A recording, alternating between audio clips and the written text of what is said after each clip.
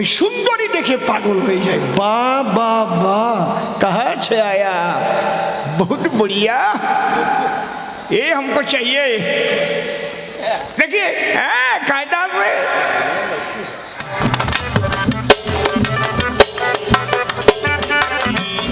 बिकाल, कायदा से। ঘটনাটা অতি সত্য। নাম তার বৃক দত্ত। ওই দত্ত বনের মধ্যে করে শিবের সাধন। শিবের সাধনা যখন করে বসে বনের ভেতরে, তার সাধনায় আমার কৈলাস নড়ে। আমি শিব সিংহাডম্বুর হাতে ধরে তার গোচরে দিলাম দর্শন। সে দেখি বসে আছে একটা বেলগাছ তলায়। আমি গিয়ে বললাম, ভোলা মৃত্যুঞ্জয়, তুমি আমাকে ওং নমঃ শিবায়, ওং নমঃ শিবায় বলে ডাকো কি কারণ?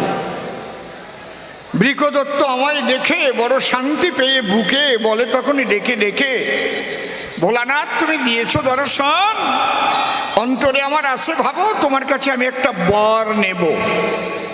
আমি বললাম, কি বর তোমার? আকিঞ্চন মানে ইচ্ছা। ওই দত্ত ডেকে বলে, তাই অন্য বরের দরকার নাই।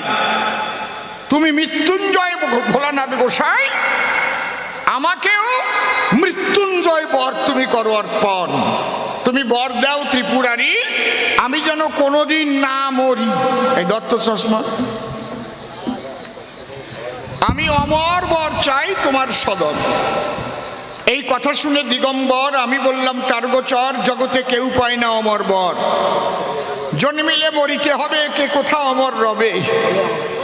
এইটাই সৃষ্টির বিধান এই জগৎভর। তোমারে করি মানা, এই বরখানা তুমি কিন্তু পাবে না। বৃকদত্ত তখন ডেকে বলে, আমার ঠাই, আচ্ছা শিব কথা লাও, এই বর যদি না দাও তাহলে অন্য একটু বর পাল্টাইয়ে চাই। কি? শোনো তুমি ভোলানাথ, আমি যার মাথায় দেব হাত সে যেন সঙ্গে সঙ্গে হয়ে যায় ছাই, একদম ভস্মীভূত, কথা নয় অসঙ্গত। আমি এই বর চাই। আমি দেখলাম এই বর দেওয়া যায়, কারো মাথায় দিলে হাত হয়ে যাবে ভস্মাসাৎ। আমি বললাম এতে আমার কোনো অসুবিধা নাই। তখন হয়ে শশব ব্যস্ত আমি বললাম, তথাস্তু তথাস্তু। তুমি যার মস্তকে স্পর্শ করিবে যখন, অন্তরে দেখো ভেবে তোমার হাত যার মাথায় পড়বে সে ভস্ম হয়ে যাবে। তখন আমি তো ওই বর দিয়া আমার সিংহাডম্বুর ত্রিশূল নিয়ে ধীরে ধীরে করেছি গমন। ঠিক ওই সময় এই নারদ ওই জায়গায় হয়েছে উদয়। নারদ ডেকে কয়, এই বৃকদত্ত, কি বর তো পেয়েছিস, মিথ্যা না সত্য এটা পরীক্ষা করেছিস সে সময়? বৃকদত্ত বলে, তাই বর দিয়েছে ভোলানাথ গোসাই। উনি মিথ্যা বর দেয় নাকি? বলা মৃত্যুঞ্জয় বলে, জানিস না দেব দেবতা যারা অনেক সময় চিটিংবাজিও করে, তারা জানো না তাদের ভাবধারা?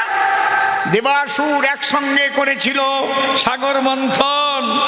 সেই অসুরদের সুধানা দেবার তরে নারায়ণ তখন মোহিনী মূর্তি ধরে, আর ওই সুধা সব দেবতারা খেলো ভাগ করে। অসুররা এক সিটেও পাই নাই তখন, জানো না তুমি? বলদের সাতু, মাথায় নাই দাতু। বৃকদত্ত ডেকে কয়, কথাটা তো মন্দ নয়। ও গিয়ে এই গন্ডগোল বাধায়, ভালোই ছিল। ও যাইয়ে পিনিক দিল নারদ, বুঝতে পারিস? বলে ঠিক আছে। বৃকদত্ত বলে তখন নারদের গোচর, হ্যাঁ নারদ তাহলে হাত একটু দেই তোমার মাথার পর। নারদ কয়, আমারে দিবি কেন? আমি তো মরিয়ে যাবই। যার নাম মৃত্যুঞ্জয় তার মাথায় হাত দিয়ে পরীক্ষা করতে হয়। যদি শিবের মাথায় হাত দিলে শিব যদি ভস্ম হয়ে যায়, অন্তরে দেখবে তোর বর খাঁটি হবে, একদম 24 ক্যারেট সোনা, মিথ্যা কথা নয়। বৃকদত্ত ভাবে, তাই যুক্তিটা তো খারাপ দেয় নাই। অমনি আমার পিছনে পিছনে ধাবিত হয়, ও শিব ঠাকুর দাঁড়াও, এক পাও বুঝি বাড়াও। বললাম, কি হয়েছে? বর তো দিলাম তোরে, এখন তো আমার কৈলাসে যাওয়ার দরকার আছে। কই কৈলাসে যাওয়া পাশে, আমার একটু পরীক্ষার দরকার আছে। কি পরীক্ষা? অন্তরে আমার আছে, ভাবো তোমার মাথায় হাত দিয়ে আমি একটু পরীক্ষা করব, বরটা একটু আমি যাচাই করিয়ে নেব, বর সত্যি নিয়ে মিথ্যা। আমি বললাম এই তুই আমার মাথায় হাত দিবি কেন, আমি যে তোর গুরু। ও কয় গুরু দিয়েই হবে বউনি শুরু। বুঝতে পারিস, গুরুরই মারিয়েই বউনি শুরু করবে। আমি মনে মনে ভাবে তাই, এইরকম বিপদে তো জীবনেও পড়ি নাই। নিজে বর আমি করেছি অর্পণ, এখন আমার মাথায় দিয়ে হাত করতে চায় ভরসার সাথ। আমি চিন্তায় পড়ে গেলাম, তখন কি করি? একে বলে উভয় সংকট। ও যদি আমার মাথায় হাত দেয়, আমার নাম মৃত্যুঞ্জয়, আমি যদি ভস্য না হই এই জায়গায়, ও ডাক দিয়ে বলবে তাই তোমার বর ঠিক যাও নাই, এই যে তোমার মাথা ভস্য হয় নাই, দেখেছেন? তাহলে আমি ভস্য হলে পরে আমার মৃত্যুঞ্জয় নামটা আর থাকে না রে। উভয় সংকট বলে রে। আর একটু ব্যাখ্যা করে বলি আপনাদের ঠাই। মনে করেন বাংলাদেশ থেকে কোনো একটা যুবক ছেলে এলো, এসে কোনো বাড়ি লজিং ছিল, সে ওই বাড়িতে থাকার পরে ওই বাড়ি একটা যুবতী মেয়ে আছে ঘরে, তারে একটু পড়াশোনা করার তরে ওরা ওই ছেলেটারে রেখে দেয়। কিন্তু পড়াতি টুটু হয়েছে, দুইজনের ভিতরে একটু আংঠা কলে জড়াইয়ে পড়ে। ওরে কয় আংঠা কল, বুঝেছেন? এই আংঠা কলে জড়াইয়ে পড়লো, মেয়েটার গর্ভের সঞ্চার হলো। ওই দেখে ভয়ে ওই ছেলেটা বাংলাদেশে পলাই চলে গেল।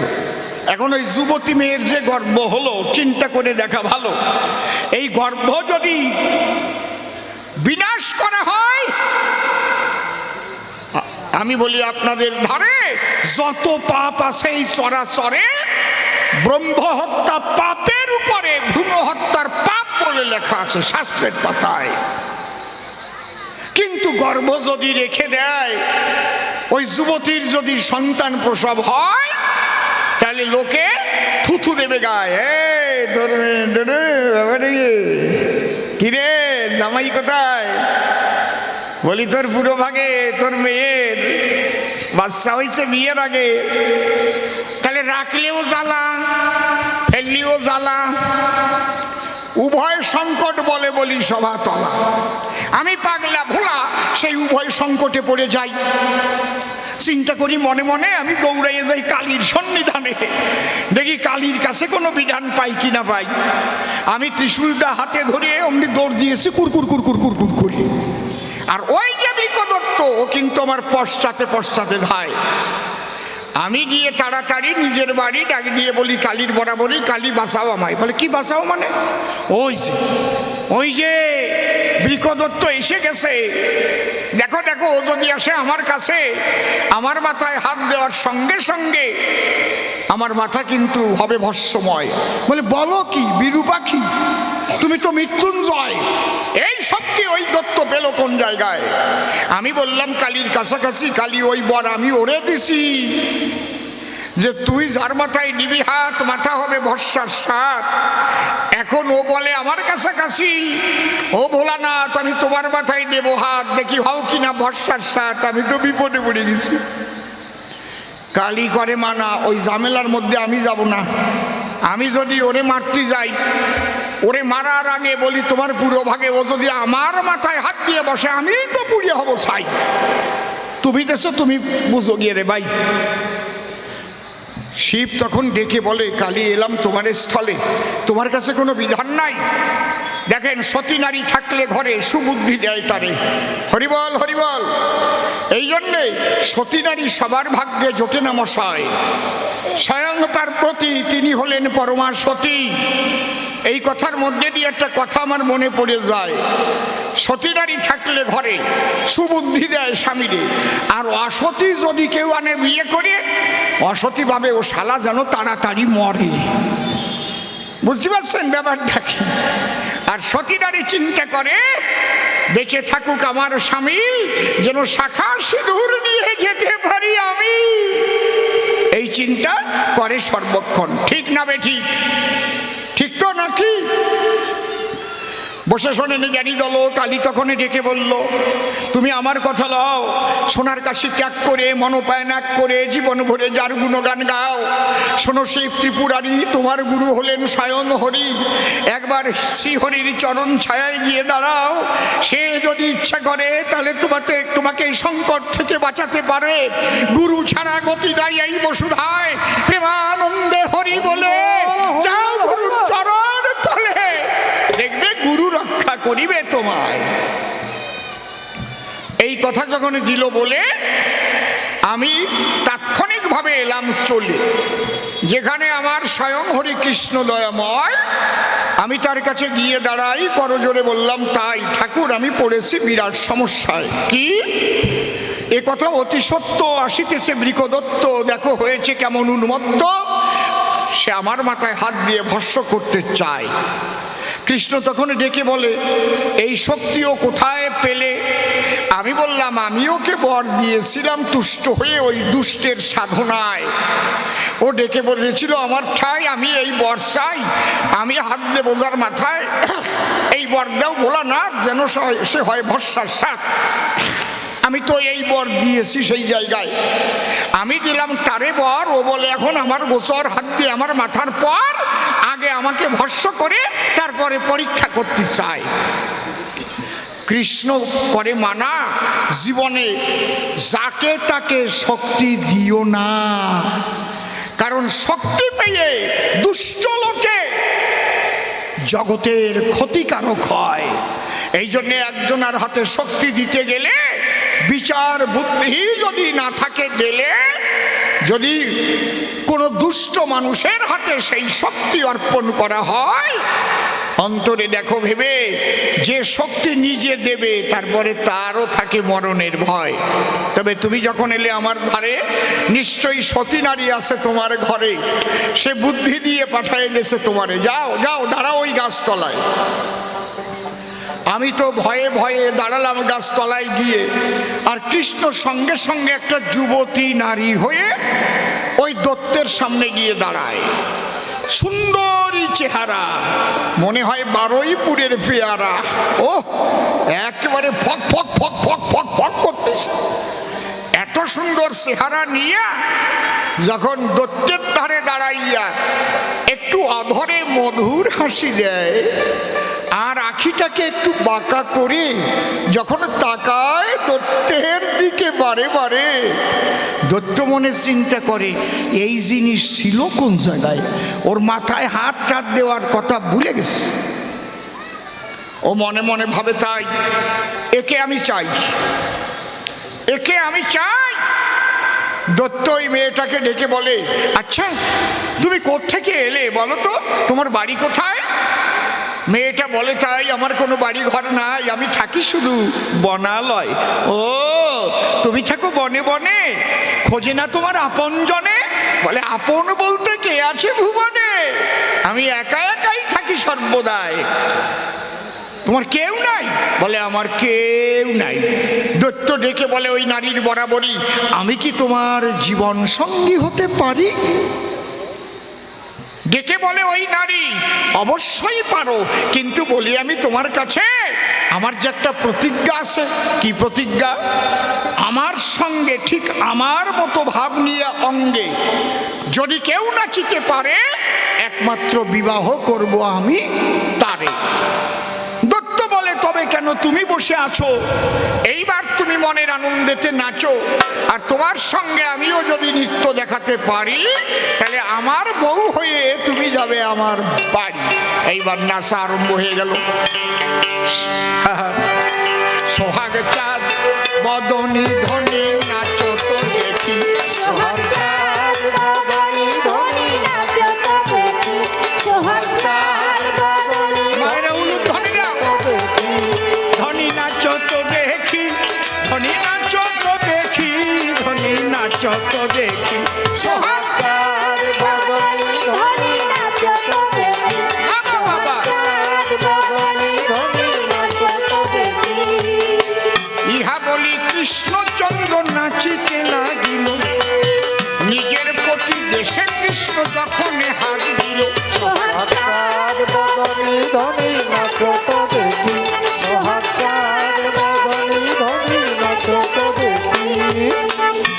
যেভাবে নাচবে মেয়েটা দত্তর সেইভাবে নাচতে হবে, তবে তো পাবে নাকি? যেভাবে তেল নাচে আমার কৃষ্ণ রসময়, দত্ত তো সেইভাবে নাচিয়া দেখায়।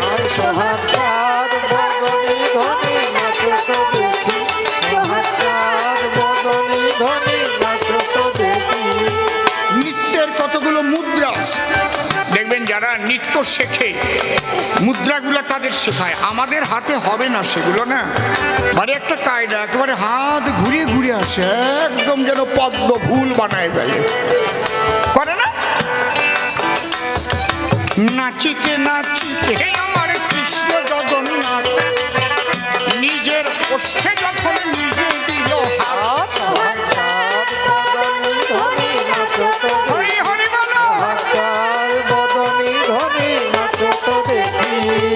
ঠিক যেভাবে নাচছে মেয়েটাকে বিয়ে করবার জন্য পাগল হয়ে দত্ত সেইভাবে নাচছে। তো দত্তের তো তাল নাই, অসুস্থ, ও বেতালে নাচে।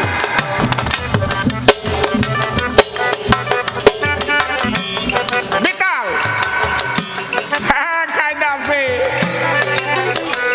আমার কৃষ্ণচন্দ্র সুন্দর ভাবে নাচিতে লাগিল, দত্ত সেই নাচে আরম্ভিয়া দিল।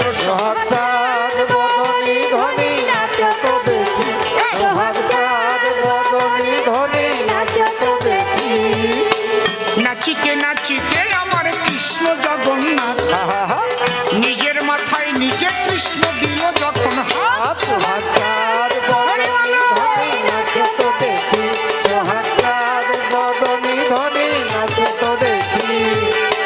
তাই দেখিয়া দত্ত নিজের মস্তকে হাত দিল, সঙ্গে সঙ্গে দত্তের মাথা ছাই হইয়া গেল।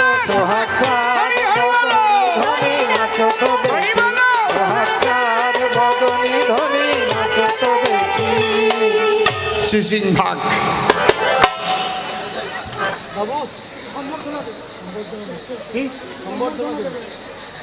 সম্বর্ধনা পরে, দাঁড়াও আমার বাপ সরিয়ে যাবে না, সম্বর্ধনা পরে হবে। হ্যাঁ একটু পরে দাঁড়াও, আমি একটা ভাবে আসি না, এখন বোঝে না কোন সময় কি করি বাবা। সম্বর্ধনা তো ভালো, কিন্তু আমার ভিতরে যে এখন ভাবে ঠেলা দিল তা কি করবা? আমার কাছে বলুন দেখি, ভাব থামাইয়ে সম্বর্ধনা নেওয়া যায় নাকি? পরে হবে, দাঁড়াও।